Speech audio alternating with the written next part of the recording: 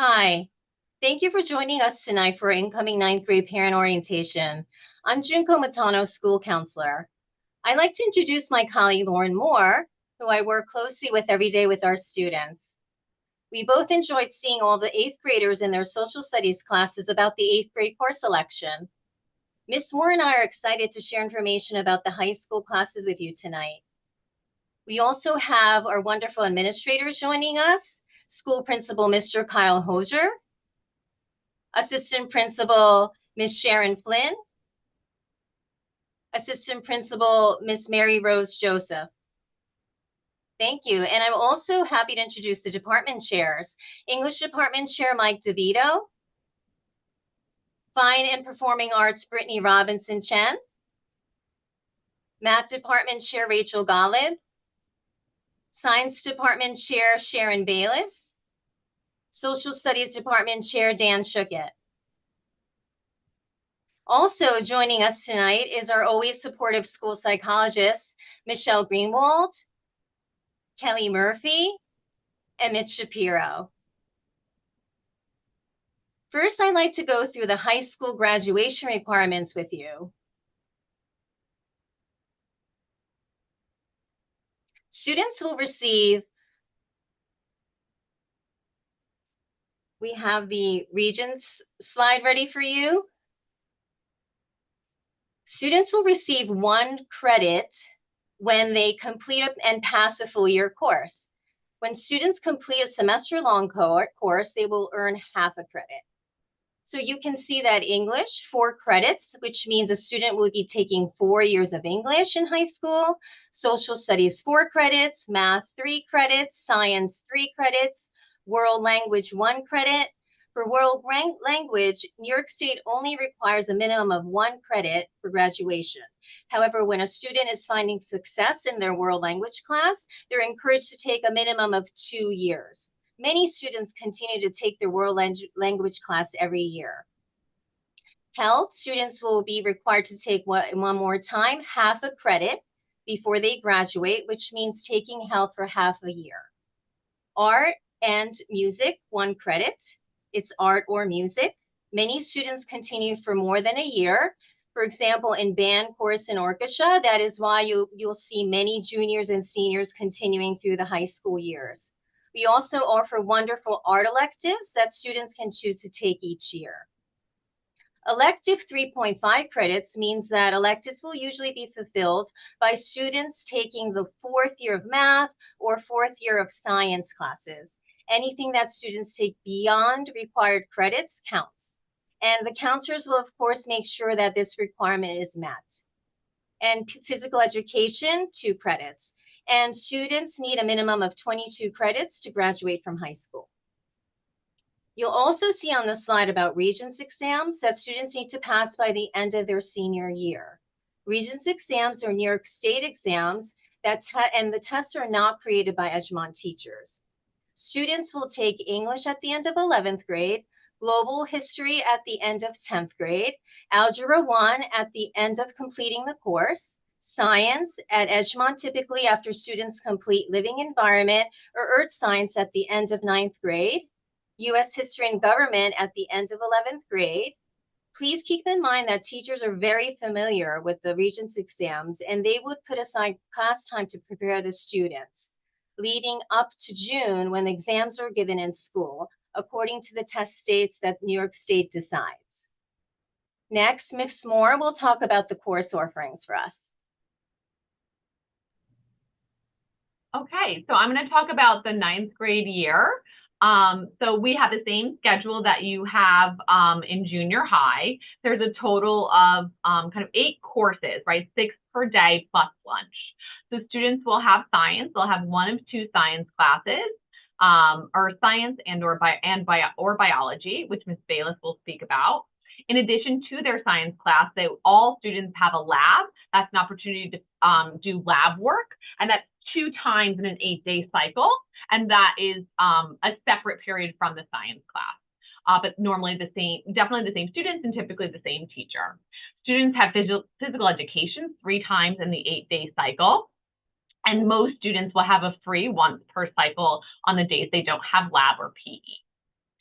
Students will take Global Studies 1, Math, English 9, our World Language, and then you'll see there's kind of two slots, two rooms for electives and or resource room or ENL. If a student has resource room or ENL, they're going to choose one full year or up to 2 semester-long classes as their elective.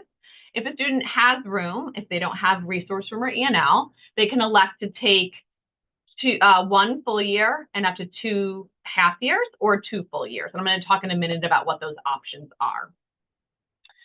So I'm going to dive in first to the course selection process that we went through with the students.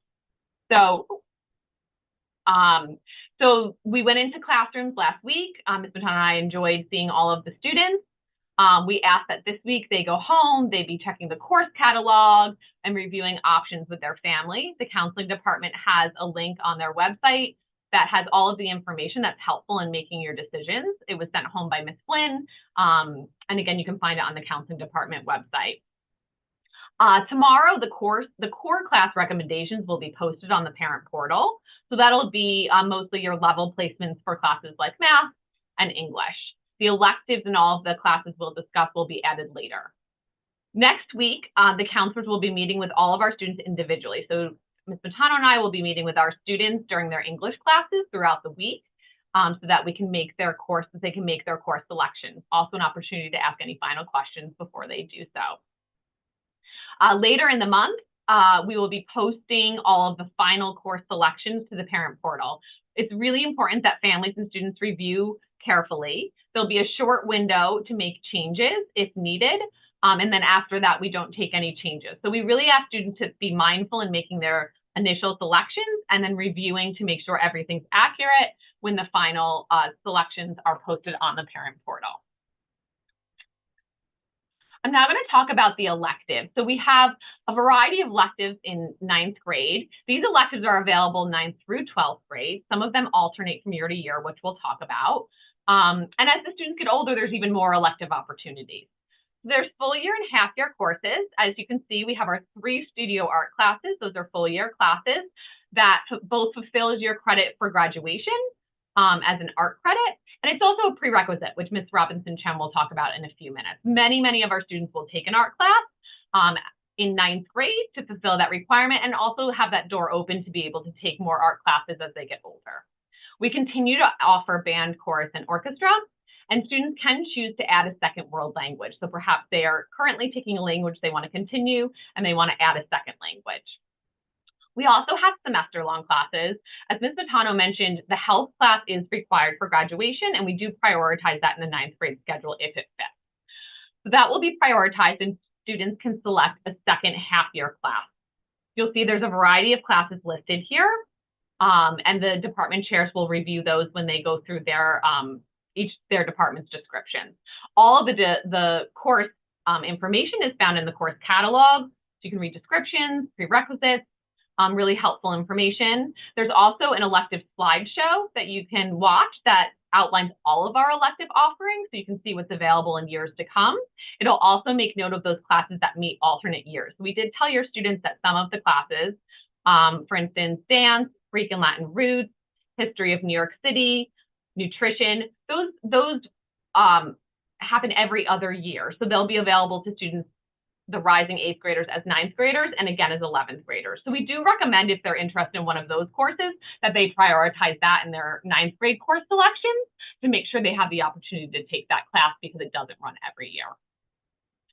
I am now, one other thing to note, again, students can take 1 full year and up to 2 semester-long classes, or they can take 2 full year courses. If a student's taking a second elective period and they're filling it, that must be a fine and performing art class. So again, in the 9th grade year, all of those full year courses are, aside from world language, are a fine and performing art. So a student can take one of those and health and 1 semester class, or they can elect to take 2 full year courses. So a student that might be musical and love art, and they'll take both, and not to worry, they'll take health and their other electives in 10th grade. I'm now going to hand it over to Ms. Robinson-Chen, who's going to talk more about the fine and performing arts.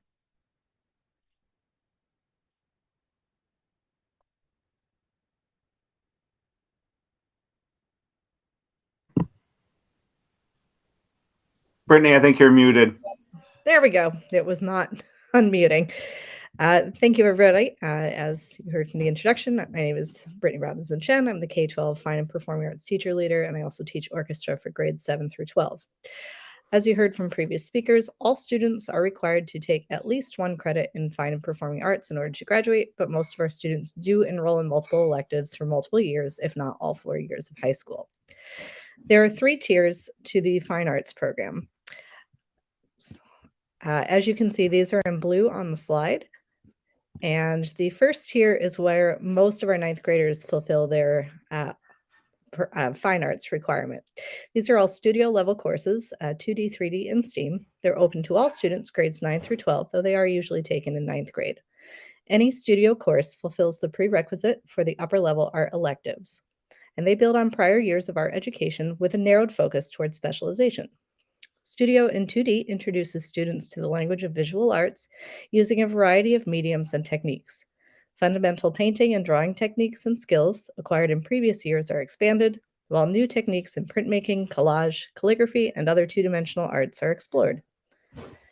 Studio in 3D provides a hands-on aesthetic experience through a multitude of 3-dimensional mediums. Ceramics, jewelry design, sculpture, bookbinding, and multicultural crafts connecting to the global curriculum offer a comprehensive and meaningful foundation course to inspire further study. STEAM Studio introduces students to a variety of entry-level experiences in technology-based art production. Science and technology principles function as a conduit for creativity. Students are exposed to principles of photography, advertising design, filmmaking, and additional STEAM-based content.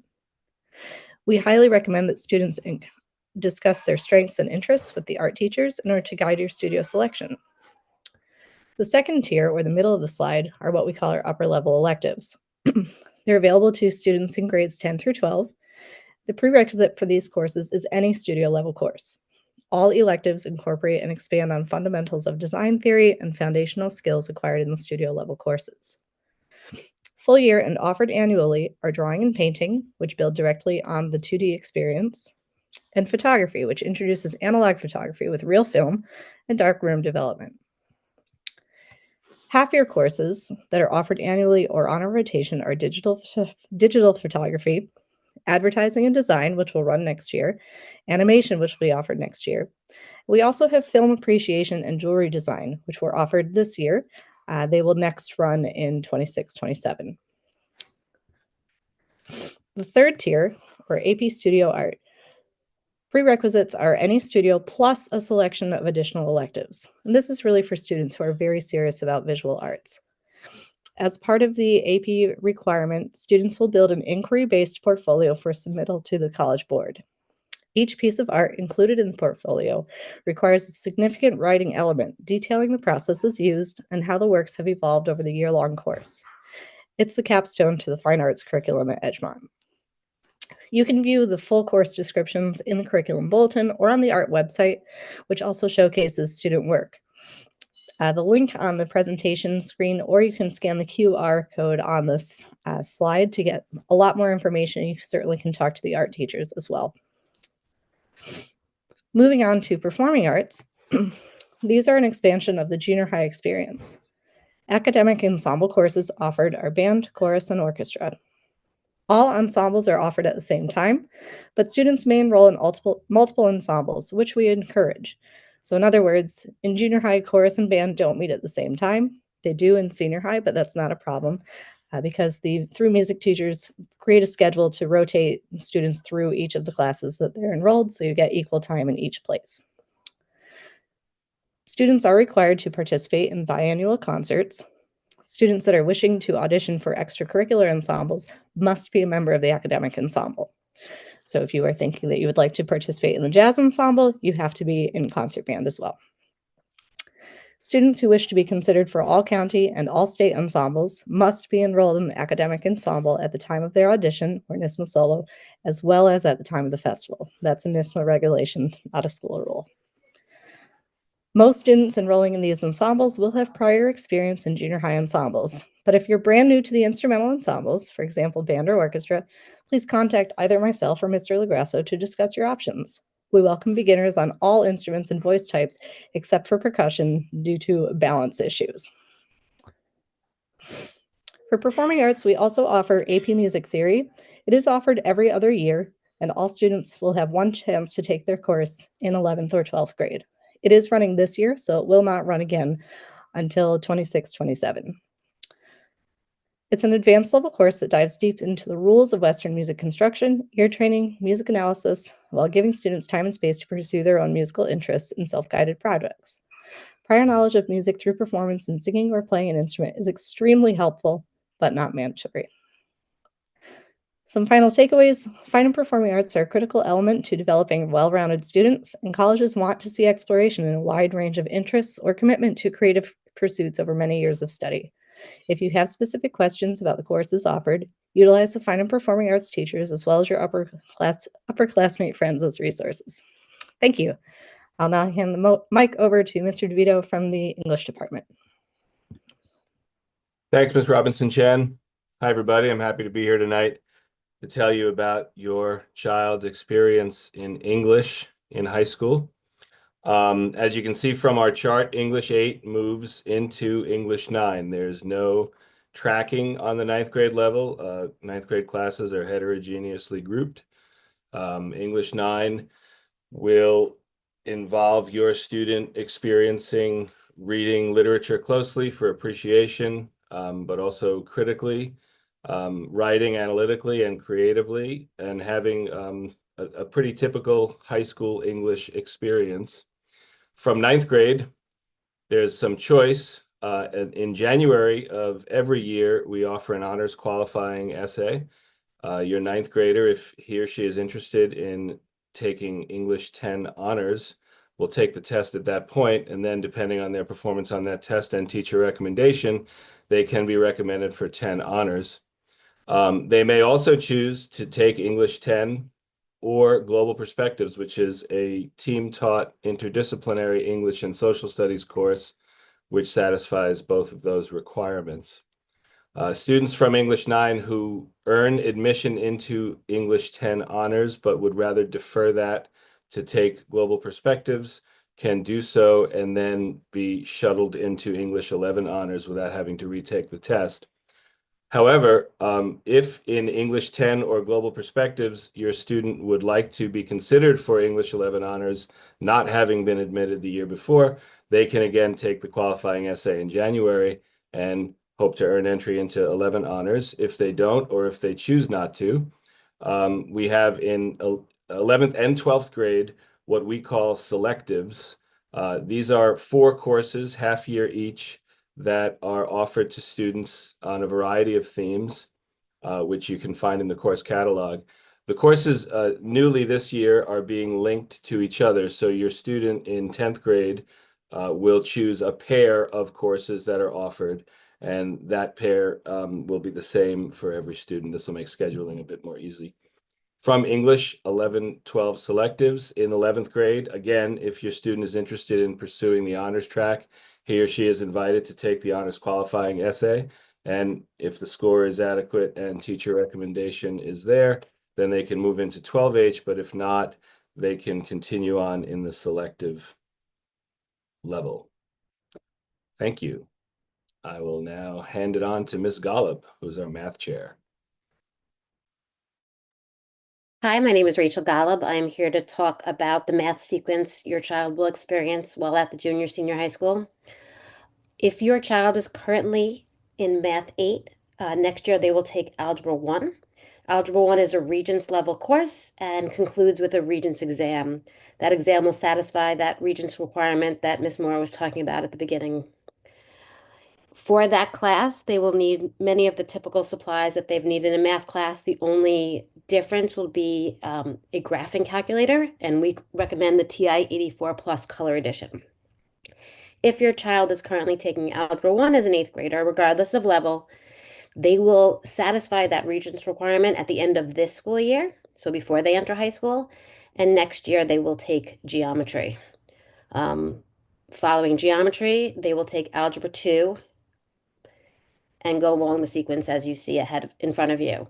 As far as electives, one elective is open to 9th graders, and that is an Intro to Computer Science class. That is a half-year class. Starting in 10th grade, we start offering our AP electives, starting with AP Computer Science Principles open to 10th graders and up. And then AP Statistics and AP Computer Science A is offered to students in 11th and 12th grade. That's really it as far as mathematics. So I'm going to pass it on to Miss Bayless. Thanks, Ms. Golub. As mentioned earlier, the state requires 3 years of science. However, most students will take 4. And the students will also need to take a Regents science exam, which they will do at the end of 9th grade, regardless of which class they choose to take. As freshmen, the students have the option of taking either biology or earth science. About 3/4 of our students will take biology. If they choose this option, then they will take a chemistry class in 10th grade. We offer both chemistry and an honors class. Entrance into honors chemistry is based on the student's performance in biology the year before.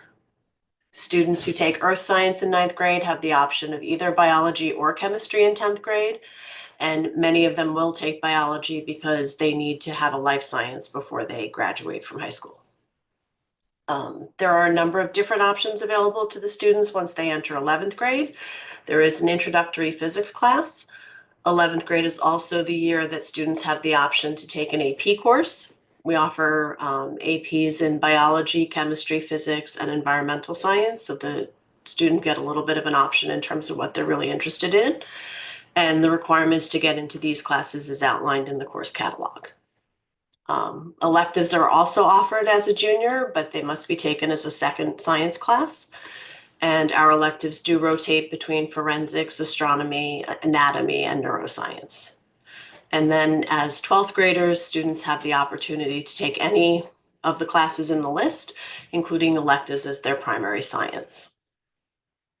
The other science class that is offered is Science Scholars. This is a research course that the students take in addition to their regular class. If they decide to join, they would start the program in 10th grade, and that then continues through the first semester of senior year. And more information about Science Scholars will be given to the students next year when they go through course selection. Thank you. Next, we'll hear from Dan Schuchat about the social studies options. Thank you, Ms. Bayless. Social studies for your students in 9th grade is very straightforward. Everybody takes Global Studies 1, which is the first year of a 2-year sequence. 9th graders all take Global Studies 1. It's ancient history up till about the Middle Ages.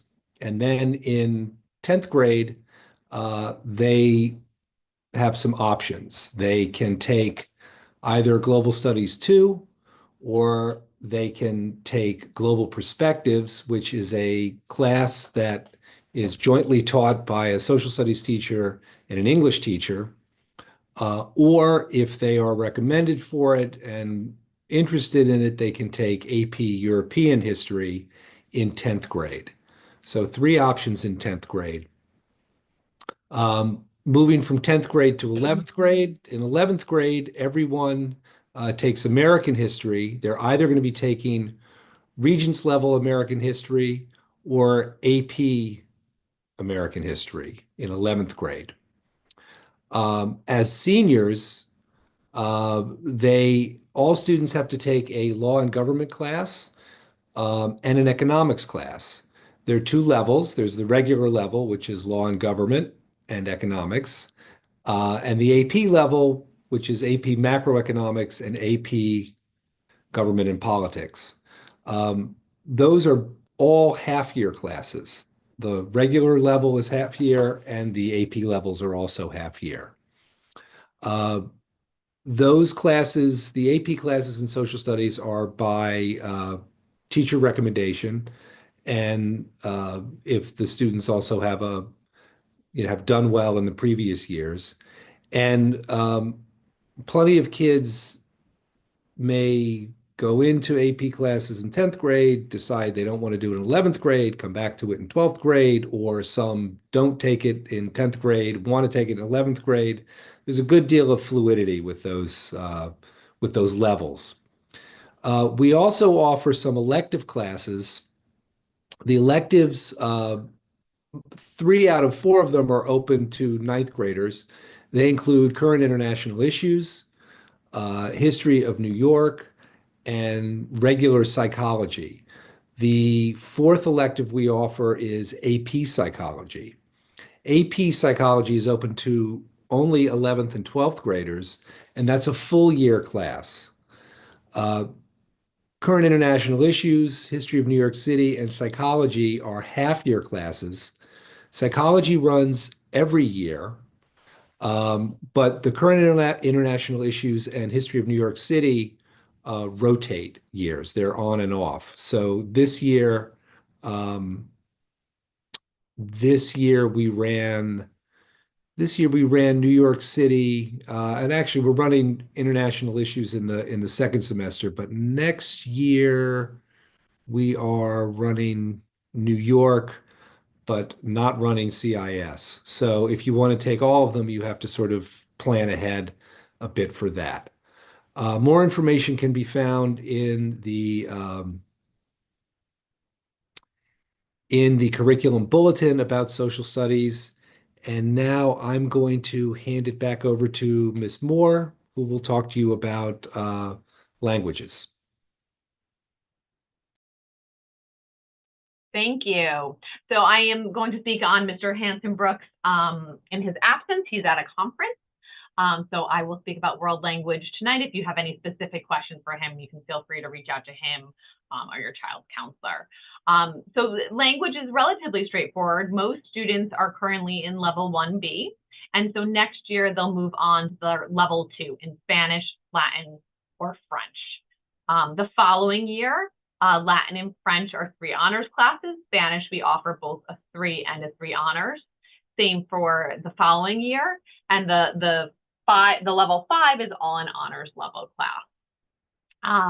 If a student can choose to change their language, we do recommend if they're looking to shift a language that they do speak with their current world language teacher and their counselor just to talk about sequencing. So those are the 3 language options.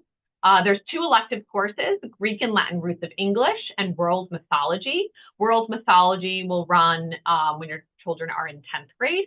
Greek and Latin Roots of English will be offered next year. It's a newer elective. Students find it helpful in learning the root words for English. They find it helpful in connecting to their other core classes, as well as standardized testing.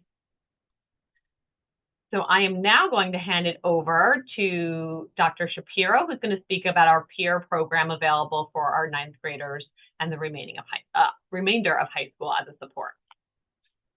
Hi, everyone. For those of you who may not know me, my name is Mitch Shapiro. I'm one of the 3 school psychologists at EHS. As you know, your 8th graders have been enrolled or are now enrolled in a curricular program called Teen Talk.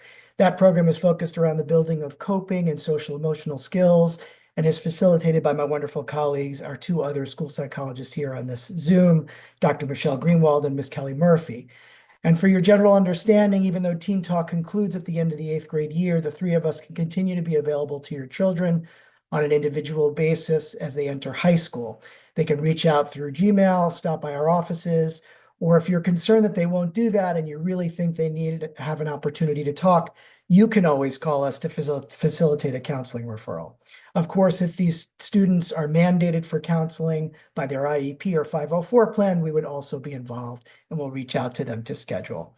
Like Ms. Moore said, though, tonight I want to talk to you briefly about a high school program called the Peer Advocacy Program. It's an extracurricular extension of the Teen Talk program that I coordinate for the district out of my office in the A building. Peer, as the students refer to it, is not so simple to describe because it's different things for different people. But I think the best way to think about it is as an ongoing conversation, or more accurately, a series of conversations. These conversations occur during the lunch periods, 1 time every cycle. The conversations occur between about 7 to 12 peers from the same grade, 2 older student peer leaders, that's 10th, 11th, or 12th graders, who previously applied and were accepted by our formal process to become peer leaders, and myself. Now, participation in peer groups is optional, but it's a popular program, especially for incoming high school students who generally find it helpful from an adjustment standpoint. In fact, typically 50%, that's 50 of our ninth graders participate. And that's the reason I'm highlighting it here tonight. The conversations we have during peer meetings cover a variety of topics, including but not limited to managing stress related to academic and social expectations, determining the difference between healthy and unhealthy relationships, learning communication with peers, teachers, and parents, social media navigation, managing time and finding balance between school, friends, and family, extracurriculars, onwards from there. In the coming months, I'll be starting the formal peer leadership application process for 9th and 10th graders that are currently participants in the peer groups. And rather than tell you more about the potential impact of the program myself, I thought I'd read a few testimonials from last year's applications to give you a sense for how some of the students feel about it. One applicant said, "I like how peer can give people a chance to talk about themselves and express what they're feeling. Sometimes when people are in their classes or even with their friends at lunch, their friends may not really be paying attention to them or asking them questions that might or might not be occurring to them. Peer gives them this opportunity, and for the person, an opportunity to not feel ashamed for having stuff to talk about. I additionally enjoy how peer is able to put people's problems in perspective. They are able to see that they aren't the only ones going through something. And with the leaders there, students get an older person's perspective, and that shows the students that their problems won't be forever and that they will be able to get through things." Another applicant said, "My favorite part about peer is being able to talk about different experiences without having to be forced or uncomfortable. I'm actually really lucky to be in a peer group with some of my close friends, along with other ninth graders that value the program. My most valued experiences are talking about topics I would never talk about with my friends, like what dinner is like at my house or how social media might affect me." Finally, another applicant said, "What I like about peer is that we don't say names, and whatever is said in Dr. Mitch's office stays there. I think that peer offers a sense of privacy to students. It's an opportunity for kids that are not necessarily friends outside of the group to really get to know each other. And that's a pretty unique and powerful thing, especially in a small high school." Again, there's no application to become part of a peer group.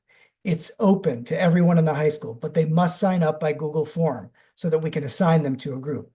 Shortly after the school year begins next year, I'll be sending out that Google Form for students to register.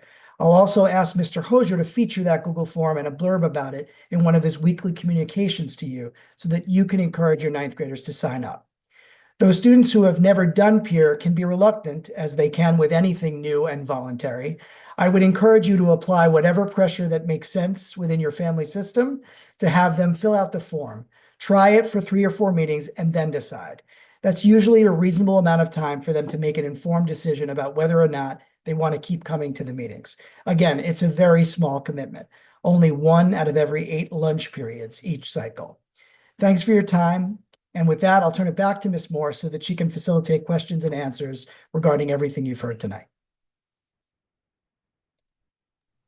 Thank you so much, Dr. Shapiro.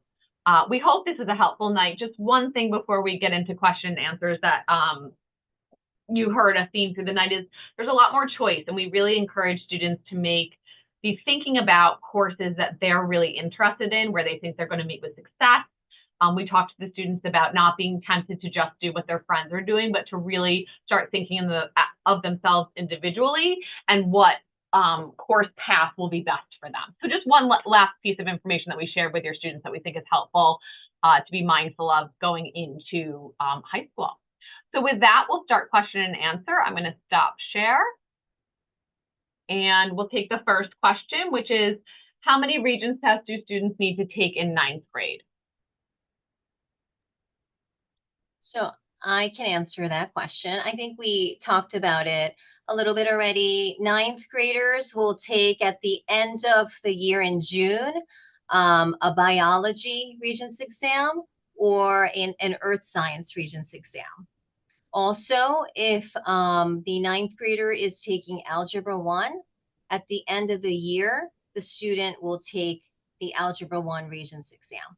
So for most of our 9th graders, it's 1 science, and some of the students will take the Algebra Regents exam at the end of the year. Thank you. The next question, part of it was answered, which is if you take geometry in 9th, what do you take in 10th? I think we saw from the flow chart the different options depending on what science class. Another question is, if band is taken in 7th and 8th, does that fulfill the high school music requirement? No, that does not. The junior high and senior high ensembles are separate requirements. There is still a fine and performing arts requirement for high school, but it can be fulfilled by either a music or an art class or both. Great, thank you. The next question is a science question. The question is, why are there 2 options? If a student takes biology in 9th, does that mean they have to take earth science a different year, or can one of the other science classes fulfill the requirement? So they do not have to take earth science. Many students do just for preferences. In terms of biology, at some point in their academic career, they need to take a life science. So most students fulfill that with biology the first year and just sort of get it done with. Great, thank you. And in terms of the physical science, that's fulfilled through earth science, chemistry, or physics. Next question is, what are measures of success for high schoolers other than GPA? I think that's a great question. I did not plant that, I promise. We look for a lot of things. We want students to really be well-rounded. We want them to follow their passions, find balance.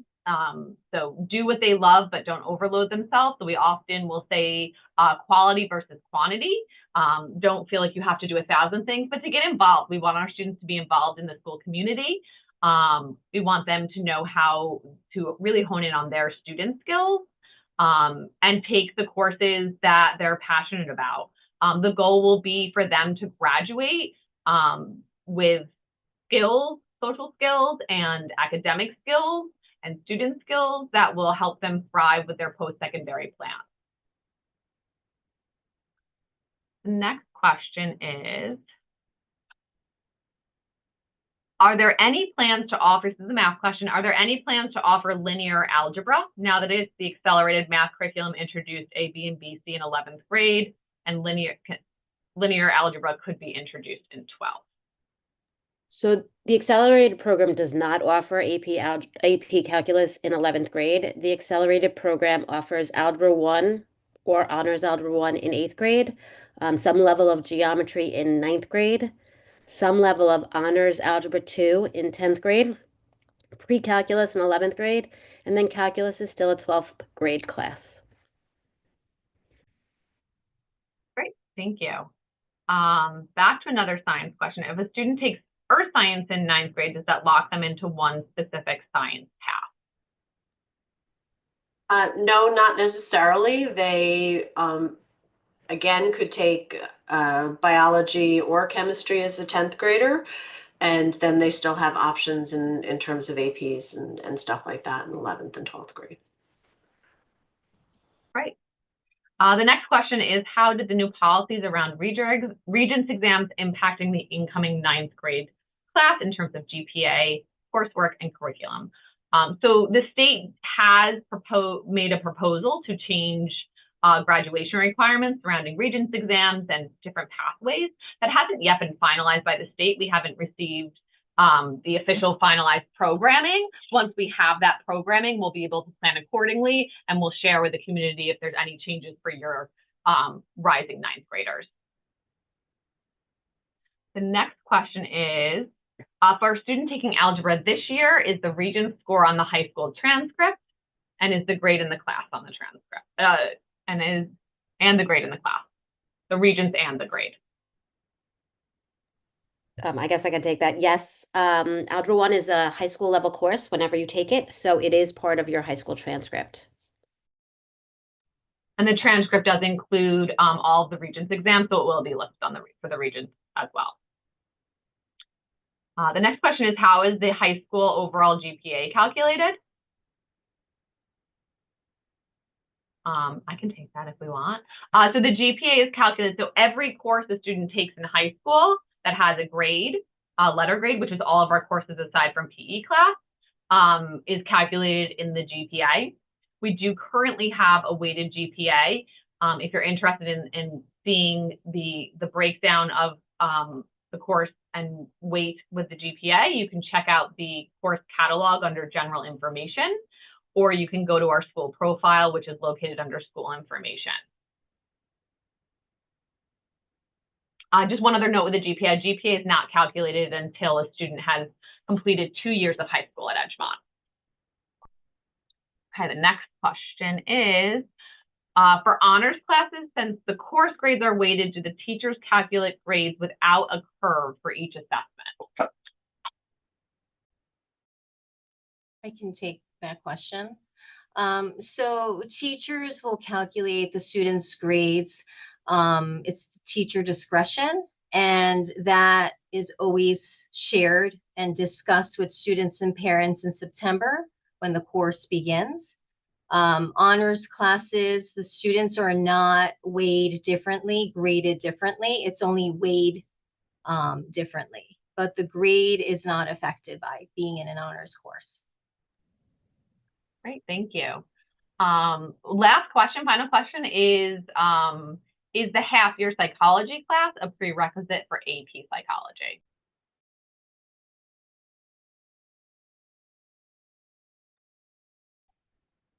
Oh, damn it. It is not a prerequisite.